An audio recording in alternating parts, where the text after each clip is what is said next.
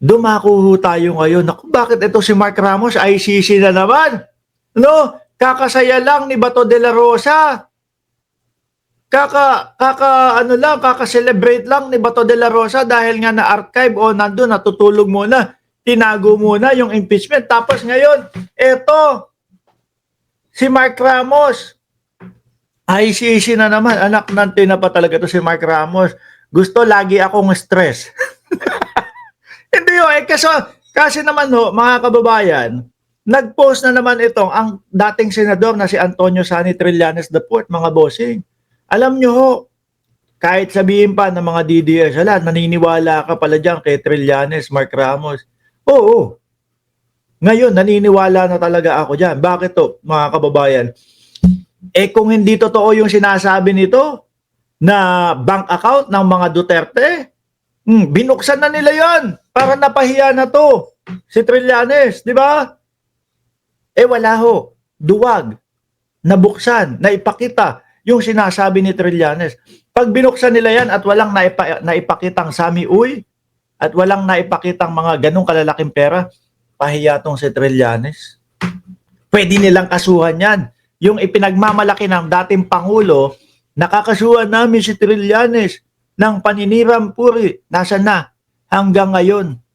Hindi pa din nakakasuhan. Kasi pag kinasuhan nila, mga bossing, ang mangyayari po, sasabihin ng korte, para mapatunayan natin itong sinasabi ni Sani Trillanes o ni Antonio Trillanes na para mapatunayan nyo na talagang si Trillanes ay naninirang puri lang. Tignan natin, buksan natin yung bank account na sinasabi niya. Aray ko po, ayaw ni Duterte niyan. Kaya walang kaso.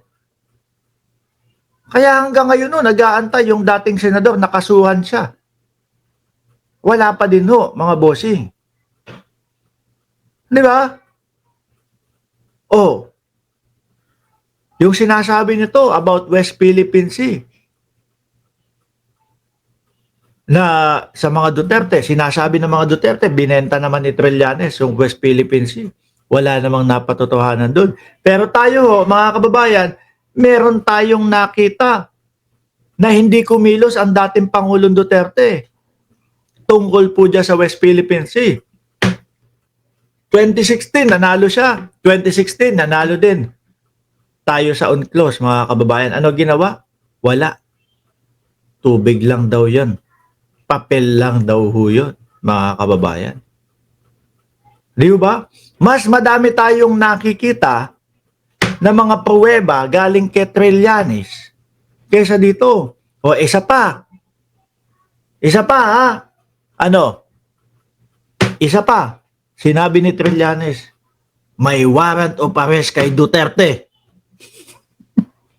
Sabi ng mga DDS, puro ka naman ganyan. Ikaw din, Mark Ramos, puro ka ganyan. No? Puro ka warrant of arrest, puro ka ICC. Wala naman. Pinagtatawanan ako sa mga vlog ko noon, mga kababayan. Puro ka ICC. ICC ka ng ICC. Wala namang nangyayari. Ayun no, mga kababayan. Sinalubong ni Torre doon sa eroplano. Iyakan. Yung mga DDS.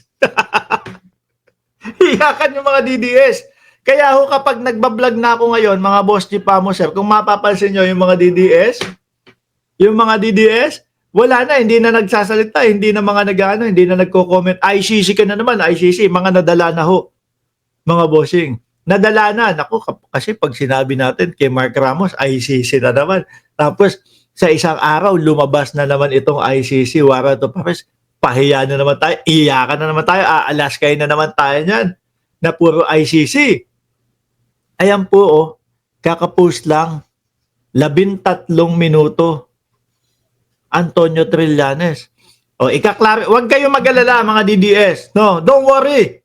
Bakit? Kasi may kina-clarify naman dito si Trillanes na ika-clarify ko lang ang mga kumakalat na infos na sinasabi ko raw. The ICC may issue 2 to 3 more warrant pero hindi kasama si Sara Duterte. Saglit lang. Pero wait lang ha. I-clarify ko lang ang mga kumakalat na info na sinasabi ko raw, the ICC may issue 2 to 3 more warrants pero hindi kasama si Sara. Baka kasama si Sara nga. Kasi alam ko nabanggit ni dating Senador Trillanes eh. Sabi ni dating Senador Trillanes, mga kababayan, ang ICC warrant, ano yan, batch by batch yan. Unang batch, si Duterte. Nangyari nga. Nangyari, di ba? Siya unang batch kasi siya pinaka-mastermind, sabi ni Trillanes. Ang pangalawang batch, Bato de la Rosa, Bungo. Oh, ilan yan? 2 hanggang 3 warrant of arrest, Bato de la Rosa at Bungo at Sara. Naku po. Kasi nabanggit niya doon, mga kababayan, na baka hindi kasama sa second batch si Sara Duterte, nasa third batch, gano'n. No? I-clarify ko lang ang mga kumakalat na info na sinabi ko raw, the ICC may issue 2 to 3 more warrant pero hindi kasama si Sara. Malamang to kasama si Sara. Parang ang gusto niyang i-clarify hindi ko sinabing hindi kasama si Sara. Baka kaya yung mga staff ni Sara hindi alam kung ano ang isasagot sa media kung nasaan si Sara. Ano po? Hindi kasi eto, seryoso, aaminin ko sa inyo, unang pagkakaintindi ko, mga bossing, is unang pagkakaintindi ko bago mag-umpisa yung live is ang gustong i-clarify ni Trillanes is hindi kasama si Sara. Merong lalabas na warrant of arrest pero hindi kasama si Sara. Pero parang nagmumukha dito, pagka inintindi mo maigi, i-clarify ko lang ang mga kumakalat na info na sinabi ko raw. The ICC may issue 2 to 3 more warrants pero hindi kasama si Sara. Baka ang gusto niya sabihin dito kasama si Sara at hindi ko sinabi na hindi kasama. Kasi yun, base po doon sa mga naunang mga nakapanayan po natin si Senator Trillanes, dating senador dito. 2 beses mga kababayan. At talagang walang kagatol-gatol na sinabi niya na may mga warrant yan. Tapos marinig nyo pa ho, mga bossing, si Bato de la Rosa, mga kababayan, na merong ICC na dito sa Pilipinas. Nandito na sa Pilipinas yung ICC. Sabi ni Ma'am Neng Gigi, napanood ko na yan, sinabi niya, hindi kasama si Sara sa interview niya kay Christian Esguerra. Pero nabanggit niya din mga kababayan, na parang nasa very least si Sara Duterte kung sakali nakasali sa ICC. Ayun ho, no? Ay, nako. Si Bato din, nagsabi. Nagsabi si Bato. Ano sabi niya? Meron ng ICC sa Pilipinas at yung mga pulis ay pinipilit ng ICC na magtestigo daw laban kay Bato de la Rosa, mga kababayan. Sabi ko, hirap ngang makagalaw ang ICC sa Pilipinas kasi hindi tinutulungan ng gobyerno Tapos mga pulis pa yung pipilitin. Di pinagbabaril sila niya kapag yung labag sa kalooban nila. Di sila niyan. Tawag dito, inaresto sila niyan. Di ba? Naniniwala ho ako, nandyan na talaga. Merong ICC. Sabi nga ni Bato, nasa isang hotel sa Pasay ang ICC. At nandoon, pinupwersa daw po yung mga kapulisan tumestigo laban sa kanya. Ang pinapaniwalaan ko ho, mga bossing, is nandyan ang ICC. Merong ICC dyan. Merong ICC. Pero yung sinasabi ni Bato de la Rosa na pinipilit yung kapulisan, hindi ako naniniwala doon. Baka po yung mga kapulisan ang mismong lumapit sa ICC dahil kinakabahan na sila, iniisip nila kung si dating Pangulong Duterte nga, naging Pangulo pa yan nandoon, nakulong sa ICC. Kami kayang mga inutusan at mga pulis lang. Anong laban naman namin dyan sa mga yan? Pagka naglagay si Torre ng 5,000 kapulisan at handa na kaming arestuhin, ano magagawa namin? Tingin ko ganyan po mangyayari diyan kapag meron warrant of arrest, baka mas madami pa ho, mga kababayan, ang ilagay dyan. Kung kay dating Pangulong Duterte, 2,000 o 3,000, sabi ng mga DDS, wala yan, no? ICC kayo ng ICC. Sabi ng mga DDS, ICC kayo ng ICC. No, pauwi na ang dating Pangulo. Ganun. Nung nakasakay na, nung inilipad na, nang tinapa si General Torre, biglang pinormation yung mga kapulisan. Formation! Wala na. Paano ho yun? Ano gagawin? Sasabihin nila, hoy, balik tayo. Ibalik mo yung eroplano. Hindi na pwede yun. Diba? Diba? Ibalik mo yung eroplano. Hindi na pwede yun.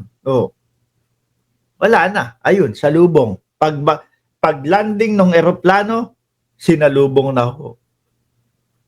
Sinalubong ni Torre. Wala na silang magagawa eh. Una, tahimik. Ano po? Walang kahit ano. Nung nalaman, nakasakay na sa eroplano. Okay na. Sige na. Formation na tayo. Okay, dito sa airport na ito. Si Bato.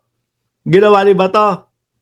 Tawag lang. Nasa Davao. Tingin ko alam na ni Bato talaga na merong warrant of arrest kay dating Pangulong Duterte. Kaya tingnan nyo, si Bongo nagpupumilit pumasok doon sa port. Saan yan? Nakalimutan ko lang eh. Doon, nagpipumilit pumasok para puntahan si dating Pangulong Duterte. Nandun si Bongo. Di ba? Nandun lahat ng supporter. Nandoon yung mga alagad ni Duterte. Pero si Bato, nasaan si Bato? Wala. Nasa bundok. Nangangampanya daw po. Nangangampanya si Bato. Tapos ano daw, pagkatapos ng tawag kay Medjaldea, patay na daw yung cellphone. 24 oras. Sabi pa ni Bato, ES, dito lang ako. May asikasuhin ako. Baka maihabol natin. Kumbaga, para hindi maisakay si dating Pangulong Duterte.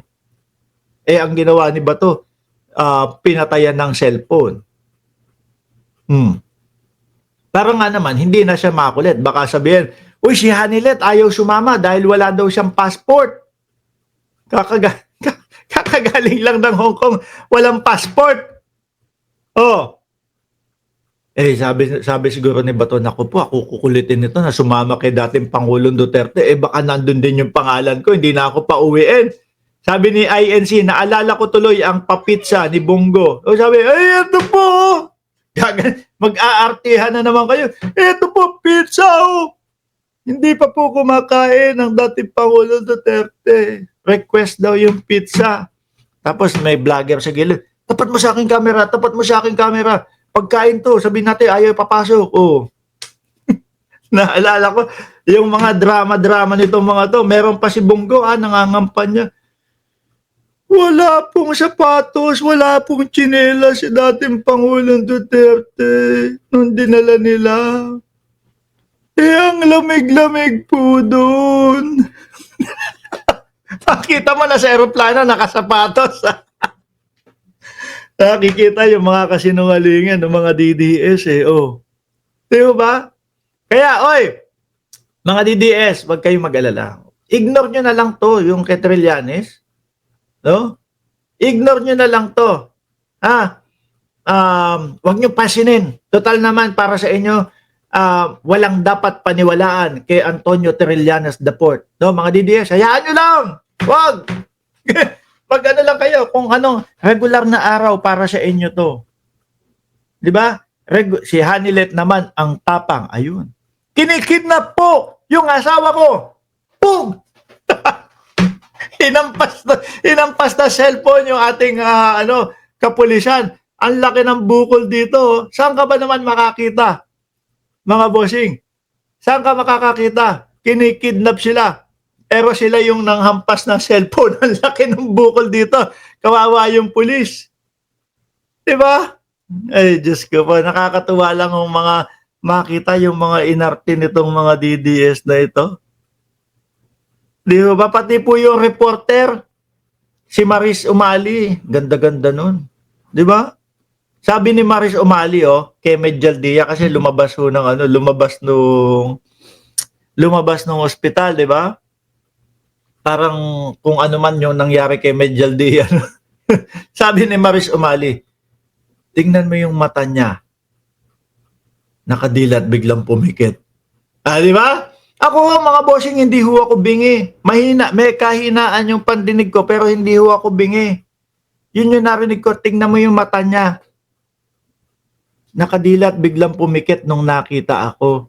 Sabi ng mga DDS, inaaway nila. Sabi ni Maris Umali, tingnan mo yung matanda. Oh. Binastos na.